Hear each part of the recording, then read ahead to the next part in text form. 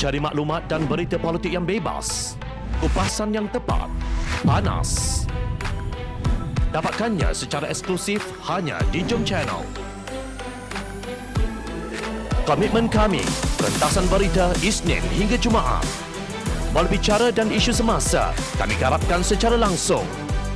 Panel-panel berkaliber dan profesional. Interaktif, pandangan anda kami raikan. Jangan lupa bersama kami di setiap hujung minggu dalam edisi khas mingguan. Jom Channel, moving forward, sharing a new experience.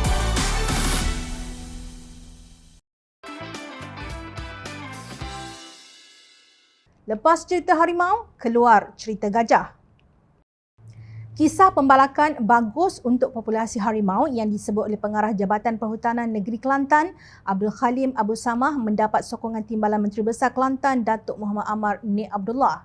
Beliau mempertahankan kenyataan Abdul Khalim yang kini dikecam oleh aktivis alam sekitar dan netizens. Muhammad Amar berkata pembalakan yang teratur serta mengikut peraturan yang ditetapkan oleh Majlis Tanah Negara membantu pengurusan dan kestabilan hutan.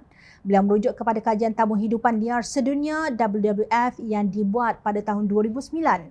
Yang disebut itu betul, ada kajian orang buat. Berdasarkan pandangan itu, makna pembalakan ini, maksudnya pembalakan terpilih boleh bantu pengurusan hutan. Tak bangkitlah isu orang salahkan pembalakan seolah-olah pembalakan menyebabkan harimau keluar, banjir dan lain-lain.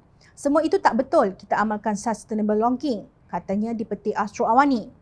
Muhammad Amar mempersoalkan sekiranya pembalakan menyebabkan harimau keluar, mengapa binatang liar lain seperti gajah, beruang dan sebagainya tidak berkeliaran di perkampungan orang asli. Sebelum itu, Abdul Khalim dilapor berkata apabila ada aktiviti pembalakan, banyak tumbuhan baru tumbuh yang seterusnya menarik minat haiwan seperti kancil dan sebagainya untuk datang ke kawasan tersebut. Bagaimanapun, aktivis alam sekitar membidas kenyataan Jabatan Perhutanan Kelantan yang disokong Timbalan Menteri Besar Kelantan itu. Menurut Pegawai Lapangan Sahabat Alam Malaysia SAM Mio Razak Mio Abdul Rahman, Jabatan Perhutanan Kelantan sengaja alih isu sebenar. Beliau berkata isu sebenar yang menyebabkan harimau dan hidupan liar hampir pupus ketika ini disebabkan kemusnahan habitat mereka.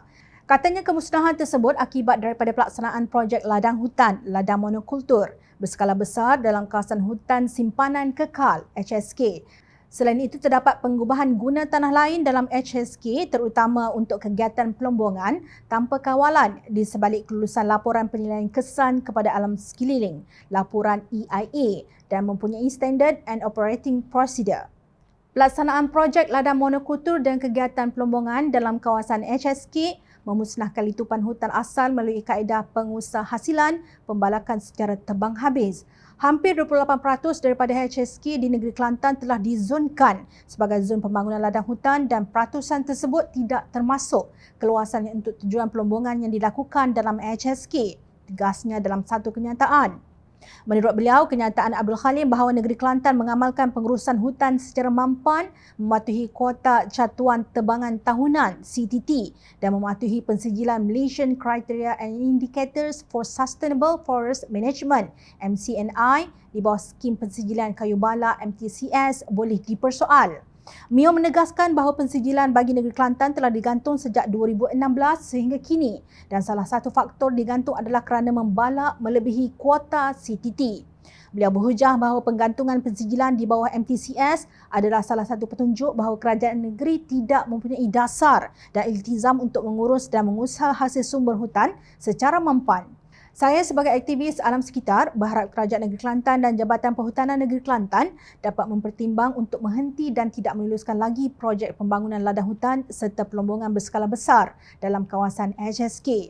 Saya juga berharap Kerajaan Negeri Kelantan dan pihak-pihak berkuasa berkaitan mematuhi dan mengguna pakai rancangan pemajuan terutama rancangan fizikal negara RFN dan lain-lain dasar yang berkaitan di samping menguatkuasakan peruntukan undang-undang sedia ada, tegasnya. Pelbagai komen daripada netizen yang disertai lakaran kartun telah muncul sejak keluarnya kenyataan bahawa pembalakan baik untuk harimau. Pertubuhan Pelindung Khazanah Alam Malaysia PEKA secara sinis berkata, daripada udara pun dah nampak corak kulit harimau pada lanskap.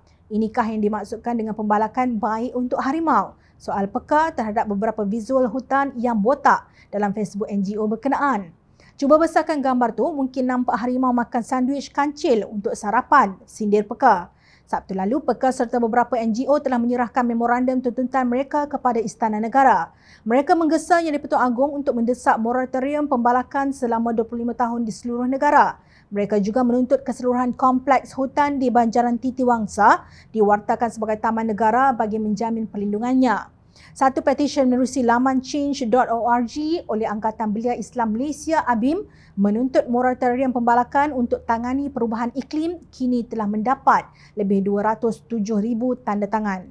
Jika semua tuntutan aktivis demi menjaga kelestarian alam sekitar dan sekaligus nyawa rakyat itu tidak penting bagi pihak yang berkuasa, apalagi yang mereka utamakan, adakah kita mahu menyaksikan lagi bencana alam yang lebih dahsyat atau kejadian rakyat yang tidak berdosa menjadi korban pak belang? Benarkah tiada gajah yang keluar hutan? Berpuluh sudah berita yang terbit mengenai gajah-gajah liar yang keluar dari hutan dan merosakkan tanaman dan ladang. Pemimpin jangan buat buta, pekak dan tuli. Ingat doa pihak yang dianiaya tiada hijab. Haiwan dan seluruh alam juga berdoa. Ingat, rakyat sentiasa memerhati.